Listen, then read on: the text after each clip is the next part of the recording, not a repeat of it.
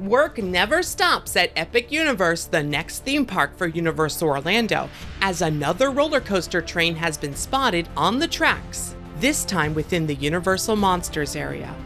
As finer details continue to be added in places like How to Train Your Dragon and Super Nintendo World, more new construction is just getting started around the park. Let's check in on progress around every land of Epic Universe, as well as dig into new permit images in today's news update. Universal Epic Universe is being built a couple miles south of the existing Universal Orlando Resort. The company says this new theme park will be opening by summer 2025. There are also 3 official hotels being built as part of this project, which are expected to open with the new park.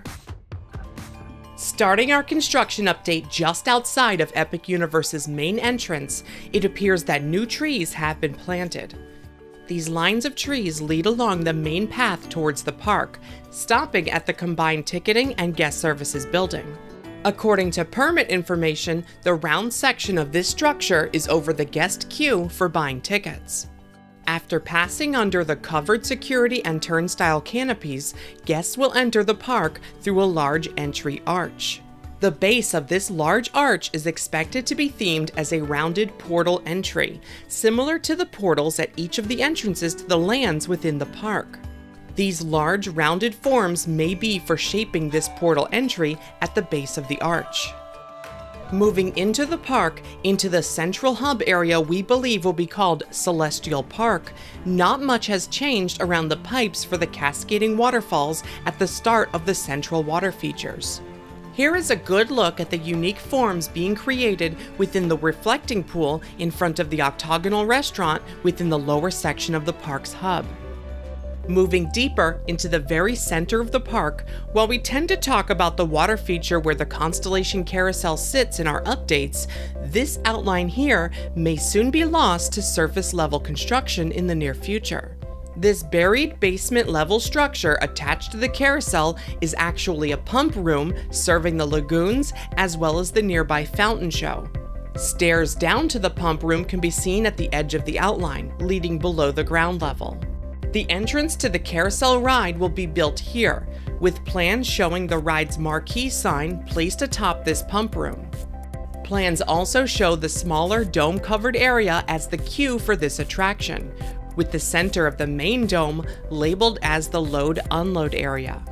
A glimpse of the dome's ornate roof can be seen in recent permits as well. That design will fill in the existing roof framing already installed. Looking closer at the work site, what appears to be spools have shown up within the carousel's ride pit. Jumping to the other attraction within Celestial Park, the icon for Starfall Racers is being themed. The framing for this unique sculpture at the front of the dual-track roller coaster is being covered to appear this new brown or bronze color. Also along the front of the ride, this new curved framing has appeared. This is a moment where both trains pass by one another, moving in different directions, while skating along a water feature near the center of the park. And it appears that work on the walls for this possible water feature is just beginning now. Work continues on landscaping around the back half of the coaster, while prep on the exterior queue around this section of pathways picks up steam. These paths, which weave beneath the latter half of the ride and are landscaped like a city park, will be used for coaster inspections and maintenance, so are not meant for guest traffic. Heading back into the center of Epic Universe, the pipes for a kids' splash pad area have been installed. Work continues on creating the viewing area around the park's large show fountain basin nearby. A round section of footings have started for the new structure, which permits refer to as a restaurant and bar area. This round section may be for a rotunda adjacent to the existing rectangular structure already under construction. New permits also describe a restroom as part of this structure. Nearby and just in front of the Wizarding World land, sections of pathways leading to the park's main health services building can be seen. Another path, this one located backstage, can be seen connecting the team member only entry to the mechanical room, which is attached to the Wizarding World's portal, all the way to the large freestanding restrooms near Starfall Racers. The back of this restroom building features a support kitchen for area food kiosks and includes things like ice machines and beverage storage. In front of this area, multiple octagonal foundations can be found. While some of these are listed in permits as food kiosks, especially larger ones like the Starbucks on the other side of the fountain, smaller ones like this are typically listed in plans as concierge kiosks.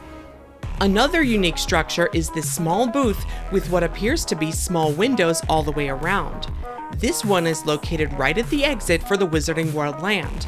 We suspect that these small booths may be for security, where team members can be stationed to ensure that no one is entering a land through its exit, and that they are sticking to the land's main portal entry only.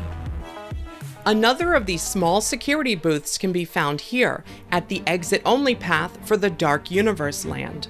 This land, which is expected to feature the Universal monsters, features a portal entry covered in vines and tree roots wrapping entirely around the entrance, including the tower beacon at the top. From the backside of the portal, we can see stonework theming that has been added.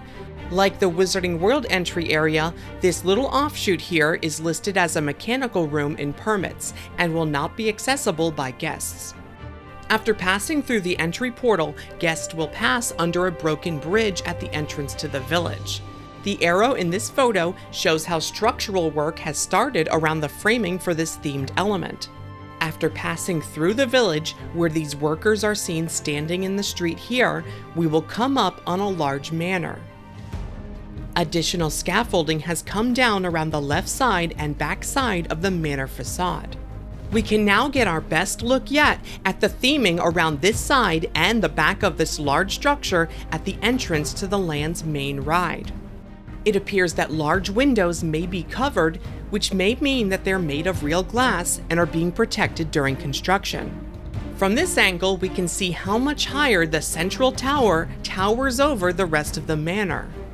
A garden-like courtyard is taking shape around the ride's exterior queue structure behind the manor. And from this view, we can see how the manor appears from this backyard area. A new trademark application was recently filed by the company for Frankenstein Manor. This may be the name for the manor structure itself, but we still expect the name of the ride to be Monsters Unchained: The Frankenstein Experiment. The other attraction for this land, a roller coaster we expect to be named Curse of the Werewolf, has reached a new milestone of its own. We are getting our first glimpse of the roller coaster train for this Mock Rides manufactured attraction. While the coaster train is covered in fabric, it does appear to have alternating seating facing forward and backward, as we expected, since this ride will be a family spinning roller coaster. The train is currently parked on a transfer track which connects the maintenance building to the station area. An area at the back corner of this land has been cleared, seen at the arrow in this photo. According to site plans, this section is permitted for backstage use and will not include anything that will be guest-facing. This small section of backstage, shown here in yellow, is not part of the land's Phase 2 expansion plot either, which is located along the side of the land, seen here in green. So far, permits have not indicated what may be built in either the backstage plot or the Phase 2 area. Moving now to Super Nintendo World, the exterior walls around the land continue to be painted green, including now along the left side of the land in addition to the right. The exterior of the land's entry portal is receiving paint. A recent permit image posted publicly to Orange County's permitting site seems to show a cutout view of the portal entry into Super Nintendo World. It shows the escalators within the portal passage, which leads from the ground level to the land's upper level. This permit image also shows what the exterior of the portal will look like. This decorative rounded arch will appear the same on the front of all the land's portals. A photo recently posted on ThemeParkX.com seems to show one of these themed portal entries in the flesh. This photo, reportedly taken in front of a fabrication shop off-site, appears to show the large portal entry and seems to match the Splice View permit image exactly. Heading into the Super Nintendo World land, on the second level, What appears to be some sort of foam blocks can be seen staged in front of Peach's castle. It looks as though stacks of these blocks are being shaped and placed in front of Bowser's Fortress, the future entrance to the Mario Kart ride. Moving along the land to the right, in front of the Mario Kart ride's exit gift shop, it looks as though pavement is being poured in this area. Continuing to the right, theming for Mount Beanpole, the land's tallest point, continues with sections being sculpted. Now, areas on the right side of Mount Beanpole are starting to receive paint as well. Only a part of the back of the mountain had received color as of our last update. Moving into the Donkey Kong Country area of Super Nintendo World, one of the envelope test carts for the roller coaster attraction can be seen staged off to the side here. This section of the ride's temple facade has been smoothed out. This will be where a waterfall will splash down into a water feature in front of the ride. The water feature for Epic Universe's Donkey Kong Coaster will be larger than the one being built now in Universal Studios Japan. This one here will feature an exit bridge that passes over the water feature, whereas the water feature in Japan may stop short of the exit. This difference between the versions may mean that, just like the official concept art for the ride, the version in Japan will not feature a waterfall on the front of the ride, but the version in Epic Universe will. The pipes for the section of the ride where it will appear as though our minecart is skating along the water have been completely hidden from guest view. Framing for themed elements can be seen installed along the back side of this water skating moment. Additional framing can be seen staged on the ground nearby, as well as what appears to be a set of stairs. Some stairs can be found already installed along this section of the ride. Moving to How to Train Your Dragon Isle of Berk, multiple attachment points can be seen on the roof of the entry portal, all around the Lookout Tower themed beacon. Inside the land, the dock-like pathways continue to receive work around the small lagoon. Just like the two colorful boats within the lagoon, a third is now receiving work closer to the large statues. Scaffolding has come down around the roller coaster's first launch. Its steel frames have been themed as wooden beams, as roofing materials are now being installed atop the structure. Plans for this section of the ride refer to the ground level as an open-air show platform. It is rumored that the coaster's first launch will feature a short show scene with Toothless and Hiccup animatronics. Documents show life formations as possibly the creator of animatronics for this land. They created the moving figures for Hagrid's Magical Creatures Motorbike Adventure. Rockwork theming seems to be ready for painting around the coaster's second launch later on the ride. Beside the intricate stacks of rockwork for the second launch, themed elements have been added to the guest-facing side of this building, around the doors to the single-occupant restrooms that will serve the land's kids' play area. The front and top of this nearby food kiosk with Coke Freestyle machines has received dragon-themed features of its own. Pathway work continues around the land's Skyfly flat rides. Excavation and prep work has started in front of the land's indoor theater. This will be for a path and courtyard in front of the theater's entrance. A recent permit image shows us what the front of this structure will look like when completed. The area on the left will be the main entrance into the theater attraction, expected to be named the Untrainable Dragon. The area within the center, shown in the box on this image, is for a small retail shop sticking out of the building. The foundations for this small retail shop can be seen in the construction photos now. We believe this small store may be named Toothless's Treasure, according to a trademark. And the area off to the right of the theater, seen at the very bottom of this drawing, is where the land's main meet and greet area will be located. We think this stable-themed meet and greet space could be named Haddock Paddock, which was also seen in another trademark. Most of the main structure itself will be for the indoor stage show, as well as backstage support for the show and the meet and greets. Framing has been installed for two entrances to the outdoor covered seating area across from the outdoor quick service window. This seating area will overlook the outdoor boat ride. Excavation work can be seen starting near the land's main retail location and candy store. Permits list this future structure as a themed pavilion with gas connections. A recent permit image shows the main part of this future structure as show set prop area, with a small effects support room located on the right side. And before we wrap up in the Dragons area, let's check in on the Mead Hall, located in the center of the land. The framing for the large mountain that will sit atop this dining location's roof continues to grow more and more mountainous, while additional mesh chips continue to be attached to the framing all around the exterior walls.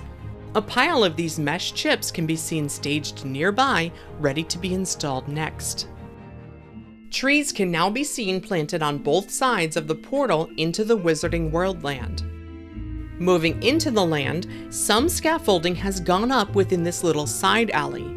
We can see an arched passage that leads out of the alley on the right. The false facade structure at the end of the land's main street has received some uniquely designed windows. Behind this area, work continues to add foreground layers to the force perspective display at the back of the land. Catwalks and safety railings have been installed along the side and back of the force perspective display, including a series of railings on the tower featuring the small Sacré-Cœur Basilica display. Behind this land, the Team Member Services building in the backstage area of Epic Universe is looking fairly complete, with new awnings now being installed. This building contains things like wardrobe, offices, and more serving the entire park. The hotel at the back of the park, known in permits as Project 910, is continuing to get all of its floors up to their top level, which should be 10 floors at its tallest point. The lowest ground level is being extended out toward the park, extending some of the lobby, dining, and other guest areas out. So far, exterior panels can only be seen installed along the sides of the park-facing side of this structure. Additional exterior panels have been installed along the opposite side facing away from the park, including ones facing the hotel's pool area. The pool area for this hotel is located to the right of its main entrance, seen at number 1 in this photo, and just north of the Dark Universe land. According to official site plans, the pool will wrap around this round structure that's being built now. This structure is described in permits as a combination pool, food, and bar area along with guest restrooms. The restrooms are the rectangle section on the right that has already seen its walls installed, while the bar will likely be the rounded foundation work that is happening now. Here is how this area looks in site plans. The red area is for the restrooms and pool bar, while the blue is for the pool itself. Heading across the street from the south side of Epic Universe, we can see the other 2 hotels that are being built. Project 912, on the left side of this photo, is further along, and is seeing individual reflective colorful tiles installed along all sides of the main structure. Project 913 started construction later, so is still catching up on work. New documents show this hotel as being ready to hand over by March 20th, 2025. As long as it stays on schedule, that means it should be ready along with the rest of the Epic Universe offerings by summer 2025. That's going to wrap it up for this update, but a huge thank you to BioReconstruct for the amazing aerial photographs. You can follow him on social media for more theme park photos. Be sure to leave a like on this video and comment if you're enjoying our coverage of the new park. And make sure you're subscribed to never miss an update. For even more information, as well as behind-the-scenes posts, your name in the credits, and more, consider joining our Patreon to support what we do. Patreon.com/themeparkstop. Thanks for watching. See you next time.